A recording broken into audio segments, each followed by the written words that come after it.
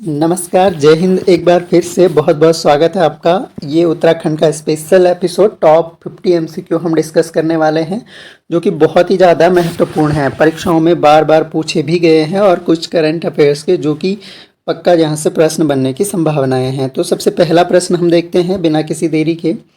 वित्तीय वर्ष 2021-22 में प्रचलित मूल्यों पर उत्तराखंड के सकल राज्य घरेलू उत्पाद में द्वितीय क्षेत्र का योगदान था। तो दोस्तों, हमने उत्तराखंड का बजट का एक वीडियो डिस्कस किया है। उसमें हमने प्रॉपर डिस्कस किया है प्राइमरी सेक्टर का कितना योगदान है, सेकेंडरी का कितना योगदान है। तो वो वीडियो अगर आपने नहीं देखा है बजट 2022-2023 का, तो वो आप ज़रूर जाके देख लीजिए, काफ़ी हेल्पफुल रहेगा। और सही उत्तर इसका है 46.21%। उत्तराखंड राज्य की नई निर्यात नीति कब लागू की गई? तो नई निर्यात नीति लागू की गई है दिसंबर 2021 में। उत्तराखंड राज्य शिल्प रत्न पुरस्कार योजना के अंतर्गत वर्ष 2021-22 में राज्य के कितने शिल्पियों को पुरस्कार प्रदान किए गए? तो 2021-22 में उत्तराखंड राज्य शिल्प रत्न पुरस्कार के तहत 54 शिल्पियों को पुरस्कार प्रदान किए गए। उत्तराखंड राज्य के उत्कृष्ट उत्पादों को किस ब्रांड के नाम से विपणन किया जाता है? तो ये तो बहुत आसान सा क्वेश्चन है, हिमाद्री ब्रांड से। सिडकुल के एरोमा औद्योगिक पार्क की स्थापना कहाँ की गई है? तो एरोमा औद्योगिक पार्क जो है, एरोमा का मतलब होता है सुगंध वाले, तो सुगंध वाले एक तरह से पुष्प यहाँ पर उगाए जाएंगे। तो ऐसे एरोमा पार्क की स्थापना की गई है आपका काशीपुर में, जो कि आपका यूएस नगर का हो गया। भारत रत्न भारत सरकार द्वारा जारी logistic ease across different states 2021 में उत्तराखंड की रैंक कौन सी है? तो उत्तराखंड की रैंक थी इस इंडेक्स में 13वीं रैंक थी, ऑप्शन नंबर ए। उत्तराखंड राज्य में वर्तमान में मैग्नेसाइट खनिज की कितनी खदानें स्वीकृत हैं? तो मैग्नेसाइट खनिज की खदानें उत्तराखंड में 3 खदानें स्वीकृत हैं, ऑप्शन नंबर सी सही उत्तर हो जाएगा। वर्तमान में उत्तराखंड राज्य में सोप स्टोन खनिज की कितनी खदानें? वेरी इंपॉर्टेंट क्वेश्चन है ये, खनिज से अगर रिलेटेड क्वेश्चन आएगा तो यहाँ से बन सकता है। सही उत्तर है इसका 145। तो 145 जो खदानें हैं वो सोप स्टोन की स्वीकृत हैं उत्तराखंड में। उत्तराखंड राज्य सरकार द्वारा वर्ष 2025-26 तक खनिजों से कितना राजस्व प्राप्ति का लक्ष्य अनुमानित है? तो यह अनुमानित है लगभग 1500 करोड़ रुपए, ऑप्शन नंबर सी। निम्नलिखित में से कौन सा कथन प्रधानमंत्री श्रम योगी मानधन योजना के संदर्भ में गलत है? तो इनमें से गलत कथन बताना है हमें। देख सकते हैं यहाँ पर कि यह असंगठित क्षेत्र के श्रमिकों के लिए वृद्धावस्था सुरक्षा सुनिश्चित करने के लिए एक पेंशन योजना है, सही है। एक स्वैच्छिक और अंशदायी पेंशन योजना है, यह भी सही है। इसमें शामिल होने वाले श्रमिक की न्यूनतम आयु 20 वर्ष होनी चाहिए, ये गलत है। इसमें श्रमिक द्वारा न्यूनतम 55 रुपये से लेकर अधिकतम 200 रुपये का मासिक योगदान करने का प्रावधान है।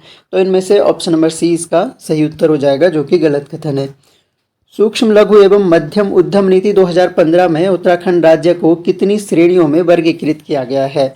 तो जो लघु सूक्ष्म और मध्यम उद्योग नीति 2015 की है, इसके तहत उत्तराखंड को वर्गीकृत किया गया है 5 श्रेणियों में, ऑप्शन नंबर डी इसका सही उत्तर हो जाएगा।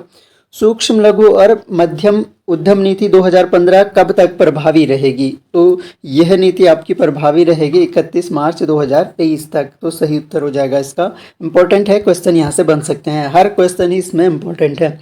सूक्ष्म एवं लघु उद्यम क्षेत्र में महिलाओं की पर्याप्त भागीदारी सुनिश्चित करने के उद्देश्य से महिला उद्यमी विशेष प्रोत्साहन योजना कब प्रारंभ की गई? तो महिला उद्यमी विशेष प्रोत्साहन योजना ये शुरू की गई थी 2015 में।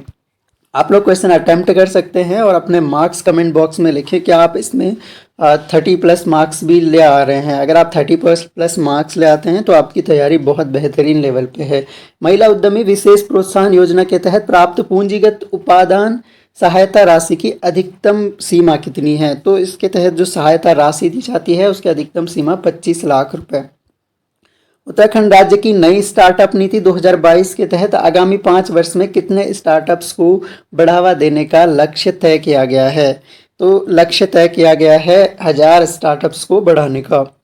नई स्टार्टअप नीति 2022 के अंतर्गत राज्य के कितने नए इंक्यूबेशन सेंटर स्थापित करने का लक्ष्य रखा गया है? तो सही उत्तर हो जाएगा आपका 30 सेंटर, ऑप्शन नंबर सी। राज्य की नई स्टार्टअप नीति 2022 के अंतर्गत छात्र उद्यमियों के स्टार्टअप्स को वित्तीय प्रोत्साहन के लिए मासिक भत्ता देय राशि कितनी है? तो मासिक भत्ता देय राशि इस नीति के तहत है 15,000 रुपये, ऑप्शन नंबर बी। या देखिए, ट्रेडमार्क और औद्योगिक डिजाइन के लिए आवेदन करने पर राज्य की नई स्टार्टअप नीति 2022 में प्रतिपूर्ति सहायता राशि कितनी तय की गई है? तो राज्य औद्योगिक नीति के जो सारे क्वेश्चन यहाँ पर स्टार्टअप नीति के सारे क्वेश्चन आ गए हैं। इसका सही उत्तर है 10,000 रुपये प्रति माह। अगला प्रश्न, राज्य की नई स्टार्टअप नीति 2022 में वेंचर फंड की स्थापना के लिए कितनी राशि का प्रावधान किया गया है? वेंचर फंड की स्थापना के लिए 200 करोड़ रुपए की राशि का प्रावधान है। निम्नलिखित में से कौन सी गतिविधि मुख्यमंत्री स्वरोजगार योजना के तहत पात्र गतिविधियों में शामिल नहीं है? मुख्यमंत्री स्वरोजगार योजना के तहत पात्र गतिविधियों में शामिल नहीं है कृषि, बाकी सभी हैं। विनिर्माण भी है, संरक्षित कृषि है और सेवा भी है। मुख्यमंत्री स्वरोजगार अति सूक्ष्म नैनो उद्यम योजना के तहत प्रदान किए जाने वाले बैंक ऋण की सीमा कितनी है? तो मुख्यमंत्री स्वरोजगार अति सूक्ष्म नैनो उद्यम योजना और इसके तहत जो बैंक ऋण प्रदान किए जाने की सीमा है वो है आपका 50,000 रुपये, ऑप्शन नंबर बी। राज्य की एक जनपद दो उत्पाद योजना कब लागू की गई? ये वेरी इंपॉर्टेंट है। हमने उत्तराखंड के जो करंट अफेयर्स पिछले डिस्कस किए हैं वहां पर भी इन क्वेश्चन को डिस्कस किया है। सही उत्तर इसका है सितंबर 2021 में एक जनपद दो उत्पाद नीति लागू की गई। निम्नलिखित में से राज्य के किस स्थान पर ग्रामीण हाट स्थापित नहीं है? ग्रामीण हाट कहाँ पर स्थापित नहीं है? इनमें से सही उत्तर हो जाएगा इस क्वेश्चन का हरिद्वार, ऑप्शन नंबर डी। निम्नलिखित में से किस स्थान पर SSME विभाग द्वारा Nanda Devi excellence for handloom and natural fibre का संचालन किया जा रहा है? तो इसमें जगह का नाम बताना है। सही उत्तर है आपका मठेना, ऑप्शन नंबर ए। स्वजल 2.0 के अंतर्गत अभिलाषी जनपदों के रूप में उत्तराखंड राज्य के कौन से दो जनपदों का चयन किया गया है? स्वजल 2.0 योजना है घर घर एक तरह से पानी पहुंचाने वाली। सही उत्तर इसका है हरिद्वार एवं उधम सिंह नगर।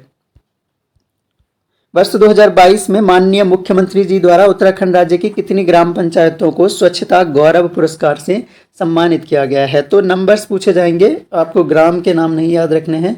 कितने ग्रामों को स्वच्छता गौरव पुरस्कार मिला है? सही उत्तर है आपका 51 ग्रामों को स्वच्छता गौरव पुरस्कार दिया गया। स्वच्छ जल उपलब्ध कराने के उद्देश्य से कोली ढेक झील का निर्माण किस जनपद में किया जा रहा है? तो कोली ढेक झील इंपॉर्टेंट क्वेश्चन है। इसका निर्माण किया जा रहा है चंपावत जनपद में, ऑप्शन नंबर डी। उत्तराखंड जलवायु अनुकूल बारानी कृषि परियोजना का क्रियान्वयन किस वर्ष शुरू हुआ या फिर होगा? इस क्वेश्चन का सही उत्तर है 2023 में, इसी वर्ष।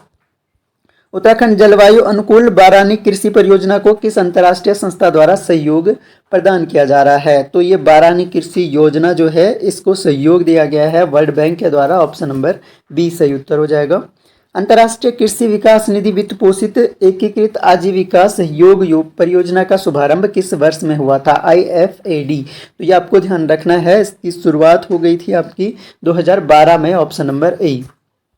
प्रधानमंत्री कृषि सिंचाई योजना समेकित जलागम विकास कार्यक्रम हेतु वित्त पोषण में केंद्र एवं राज्य सरकार की हिस्सेदारी क्रमशः है? तो इसमें केंद्र की हिस्सेदारी और राज्य की हिस्सेदारी, केंद्र की हिस्सेदारी इसमें 90% है और 10% जो है वो आपके राज्य की हिस्सेदारी है। जामरानी बांध बहुउद्देशीय परियोजना के तहत उत्तराखंड राज्य के किस शहर हेतु स्वच्छ पेयजल की सुविधा सुनिश्चित की जाएगी? तो इसका सही उत्तर है आपका हल्द्वानी शहर के लिए स्वच्छ पेयजल की सुविधा उपलब्ध कराई जाएगी जामरानी बांध परियोजना से। उत्तराखंड राज्य में वर्तमान में राष्ट्रीय राजमार्गों की कुल लंबाई कितनी है? तो वर्तमान में राष्ट्रीय राजमार्गों की लंबाई आपको ध्यान रखना है लगभग जो है 3600 किलोमीटर है, ऑप्शन नंबर सी। प्रधानमंत्री ग्राम सड़क योजना का शुभारंभ निम्नलिखित में से किस प्रधानमंत्री के कार्यकाल में किया गया? प्रधानमंत्री ग्राम सड़क योजना ये अटल बिहारी वाजपेयी जी के कार्यकाल में किया गया था, ऑप्शन नंबर बी। वर्तमान में उत्तराखंड राज्य में संचालित रेल लाइनों की कुल लंबाई लगभग कितनी है? और रेल लाइनों की लगभग लंबाई जो है आपका है 340 किलोमीटर, ऑप्शन नंबर बी। राज्य के किस शहर में यातायात के दबाव को कम करने हेतु रिस्पना एवं बिंदाल नदी पर एलिवेटेड रोड का निर्माण कार्य प्रस्तावित है? तो रिस्पना और बिंदाल नदी पर एक एलिवेटेड रोड, यानी कि जो हवा में एक तरह से रोड एलिवेटेड ऊंचाई पर जो रोड बनेगी, तो ये किस जगह पर एक तरह से प्रस्तावित है? सही उत्तर आपका हो जाएगा देहरादून, ऑप्शन नंबर ए।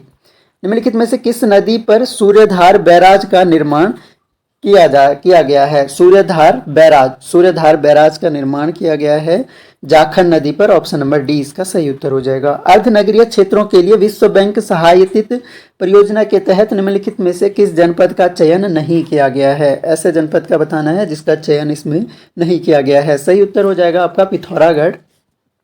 वित्तीय वर्ष 2022-23 हेतु स्वच्छ भारत मिशन ग्रामीण के अंतर्गत राज्य का व्यक्तिगत घरेलू शौचालय निर्माण का लक्ष्य कितना निर्धारित किया गया है? तो ये लक्ष्य निर्धारित किया गया था 12,32,6 यानी 12,326।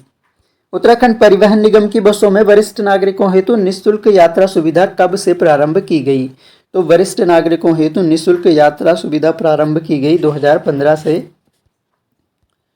उत्तराखंड राज्य में IRAD integrated road accident database परियोजना लागू किए जाने की तिथि कौन सी है? तो IRAD योजना लागू की गई है 24/5/2022 को। अगला प्रश्न हमारे पास है, भारत सरकार के सहयोग से उत्तराखंड राज्य में ऑटोमेटेड फिटनेस टेस्टिंग लेन की स्थापना किन 2 स्थानों पर की जा रही है? तो ये की जा रही है ऋषिकेश एवं कोटद्वार में।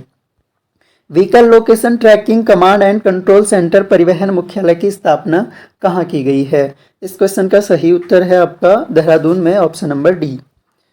राज्य में पंडित दीनदयाल उपाध्याय होम स्टे विकास योजना शुरू करने का उद्देश्य कौन सा है? प्रदेश से पलायन को रोकना, रोजगार सृजित करना, स्थानीय संस्कृति व उत्पादों की ख्याति बढ़ाना। तो ये तीनों ही सही हैं, उपयुक्त सभी। सुरकंडा देवी रोपवे का शुभारंभ कब किया गया? सुरकंडा देवी रोपवे का शुभारंभ पूछा जा सकता है, 1 मई 2022 को किया गया है। निम्नलिखित में से किस स्थान पर G20 सम्मेलन के कार्यक्रम आयोजित किए जाएंगे? तो G20 सम्मेलन के आयोजित जो हैं ये किए जाएंगे ऋषिकेश में।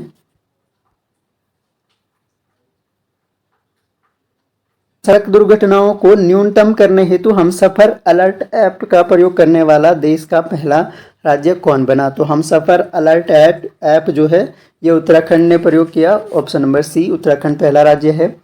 आर्थिक सर्वेक्षण 2022-23 के अनुसार उत्तराखंड परिवहन विभाग द्वारा सेवा का अधिकार अधिनियम के अंतर्गत अधिसूचित सेवाओं की संख्या है। तो अधिसूचित सेवाओं की संख्या इसमें है 43, ऑप्शन नंबर सी।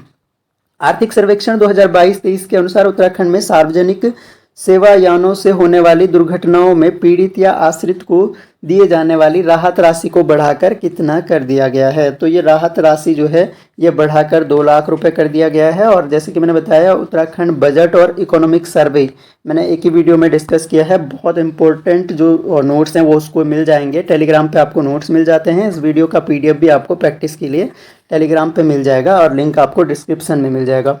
हाल ही में राष्ट्रपति द्वारा टनकपुर ISBT का वर्चुअल रूप से शिलान्यास किया गया वह तिथि है। तो टनकपुर ISBT का जो वर्चुअल शिलान्यास किया गया मुख्यमंत्री के द्वारा वो किया गया 9 दिसंबर 2022 को। तो सारे के सारे मोस्ट इंपॉर्टेंट टॉप 50 MCQ हमने डिस्कस किए। आपके कितने मार्क्स इसमें आ रहे हैं वो कमेंट बॉक्स में ज़रूर बताएं। और कैसा लगा आपको ये वीडियो, ये भी आप अपने सुझाव है कमेंट बॉक्स में रख सकते हैं। और अगर अच्छा लगता है तो अपने दोस्तों को शेयर करें। Thanks a lot for listening. मिलेंगे नेक्स्ट वीडियो में, तब तक के लिए जय हिंद।